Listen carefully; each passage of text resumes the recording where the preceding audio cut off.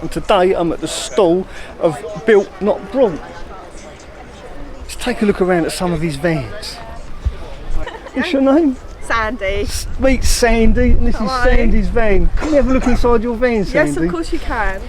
Have a look at this. You're in for a real treat. And there's the scan the QR code. Yeah, do scan the QR code. If you're interested in Sandy's van, then scan this QR code.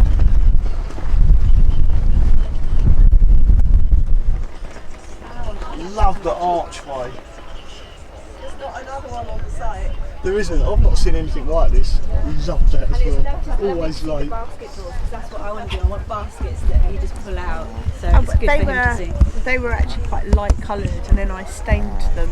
I stained this as well because this was a sort of like the same colour as Darren's, and I wanted it a bit darker, so I just stained them, and I have missed a bit.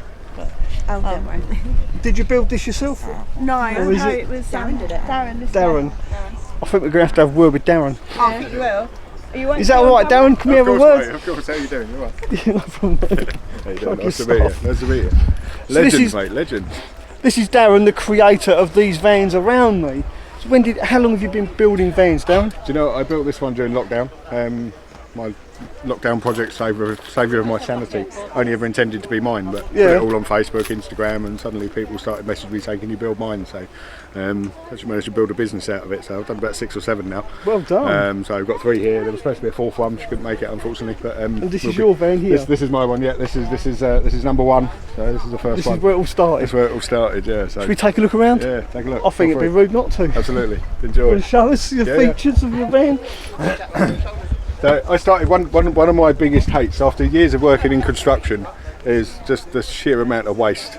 It's just mountains and mountains of perfectly usable stuff getting chucked into the landfill every single day. And I've always taken it home, made bits of furniture and whatever. And I thought when I did my van, it's not going to be any different. So everything in here, with the exception of the electrical system and the windows, is recycled, reclaimed. Nice. So got all my cladding and everything. That's my mate's summer house that he pulled down. That was going to the tip. All the battening inside was off of the roof. You see obviously my cupboard doors, old bed slats, side of an old pine wardrobe. There's the door from the wardrobe. You know what I mean? Even the floor, this is like solid bamboo floor. This is left over from a friend's dining room. So yeah, everything just recycled, upcycled, reclaimed. And then obviously did Sandy's as well. So same concept. So everything that I build now all goes along the same, the same principles. So obviously we've got the recycle. So much in there as well. Yeah. So obviously you've got the recycled plastic bottle insulation in there as well. Yeah. Reflective insulation in there as well, which is also recycled. I've got a contact down south that he transports Haribo in big 30-foot shipping containers. It all comes in from Europe, and they insulate all these containers with this reflective insulation, and they have to remove it before it goes back. So if the container goes back with it still in, they get charged £500 to remove it and send it back empty. So he takes it all off, and I buy it off him and put it in the vans.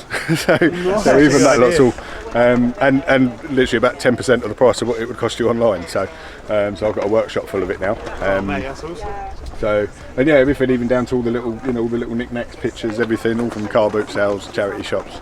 So yeah, I'm started off. I was just poor, just off skint. So that's why I always used to just get everything cheap and cheerful, and it's just kind of become a obsession over the years now. So. Do you live full time in your van? I don't. No. I like the idea of it, the romance of it. I think the reality of it's probably something very different. Yeah, but I am obviously. I've just adopted Rodney over there last week. So I didn't have him when I built it, so he takes up a fair bit of room. So I'm going to build myself another one over the winter this year. Will it take you to build something like this? Now they take me about 12 weeks from start to finish. This one took me, it's 2 years now. I don't even know if it's finished yet, to be honest. They're never finished, are they? So obviously now I've got the dog, it's not really practical. So I'm going to build another one. Over the winter, I think probably a Fiat Ducato or something like that, because I built a couple of them and they're big and boxy, lots of room. So, and then this one I'm going to rent out next year, I think. So, if I can bring myself to do it. Okay, one more question. My pride and joy. What is your favourite one thing about this van? This van? Do you know what, right? It's going to sound really dull. In fact, I was going to change my mind. I was going to say it's this sticker up here, but it's not. It's actually this one. And I've got to show you this, because if this is going on your YouTube, my niece is going to love them. My first trip away in my van, I went all up around Wales. I climbed Snowdon, I climbed Pennyfan, did all that. And the day after I climbed Snowdon, my sister sent me a little picture that my niece had drawn of me.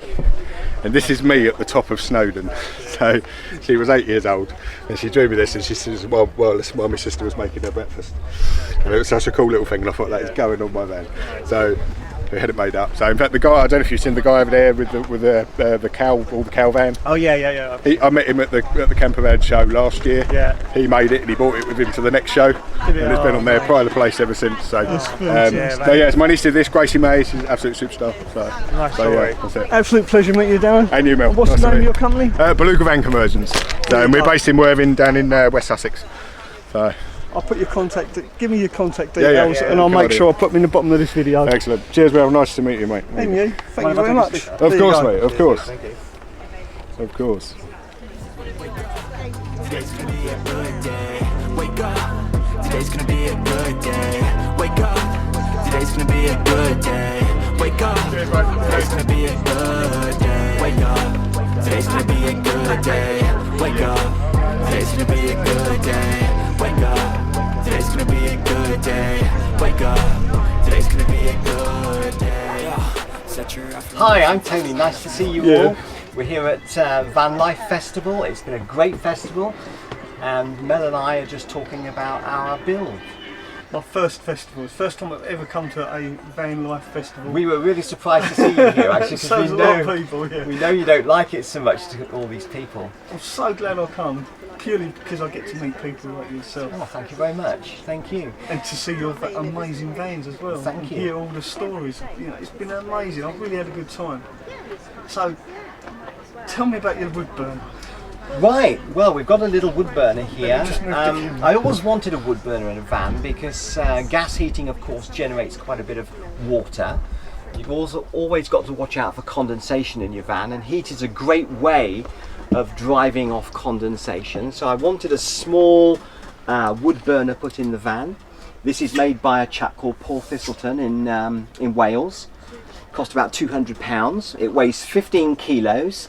The flue, about 8 kilos. So it's not as heavy as you might think, but it's extremely efficient.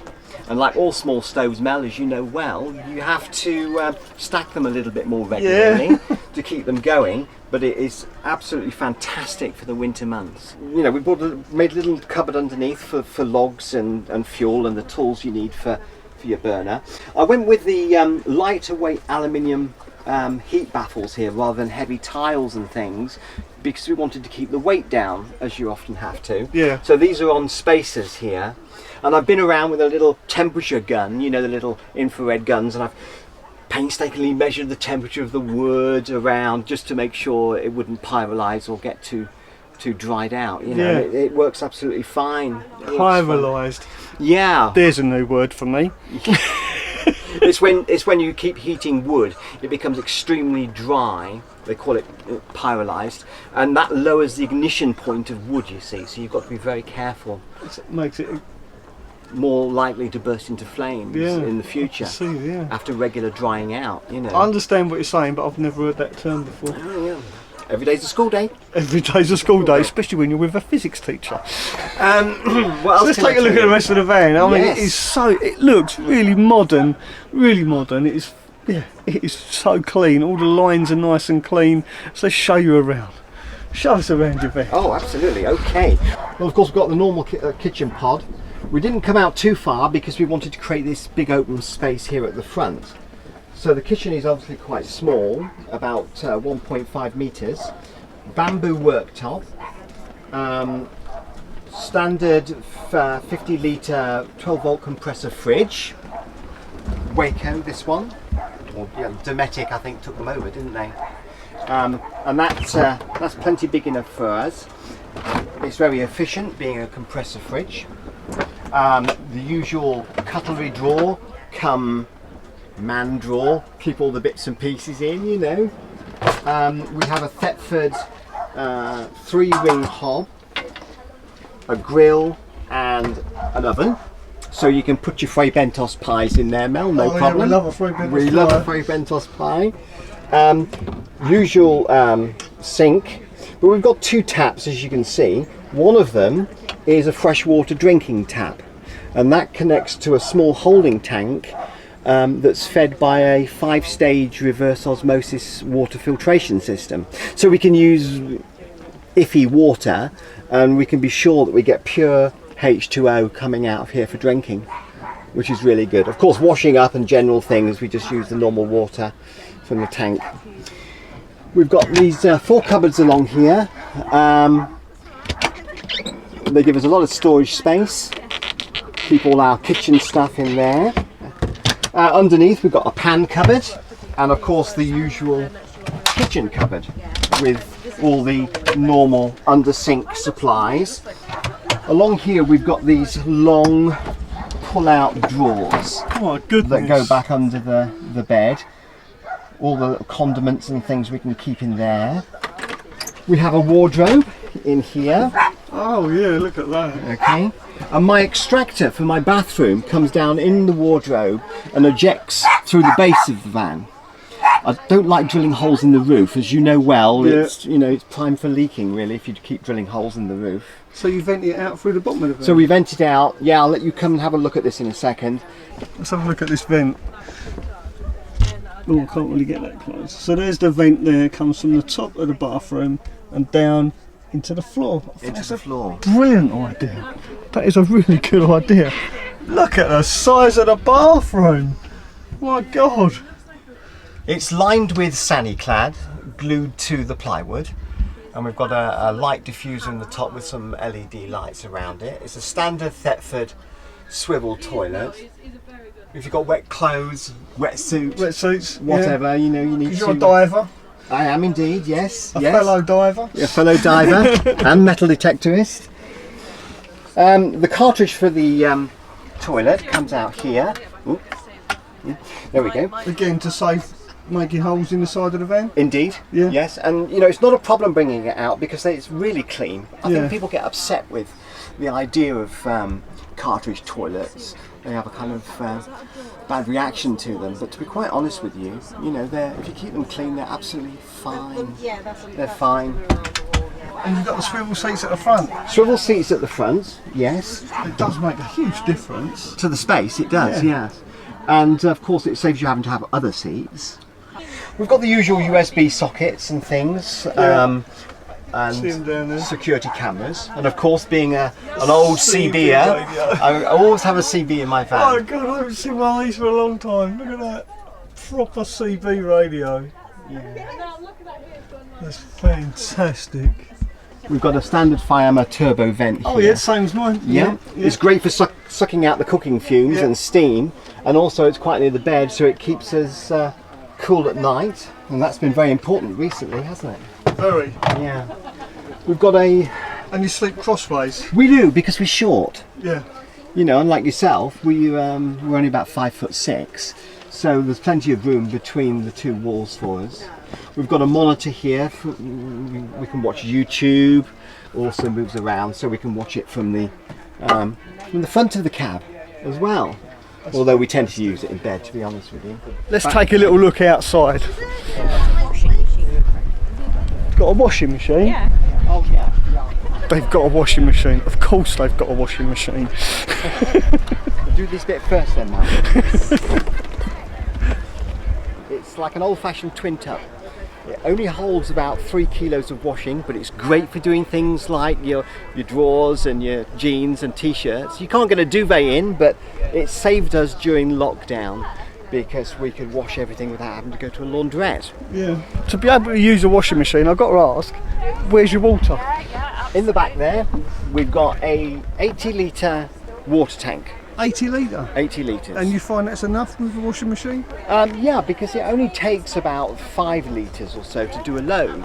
It's only a small washing machine.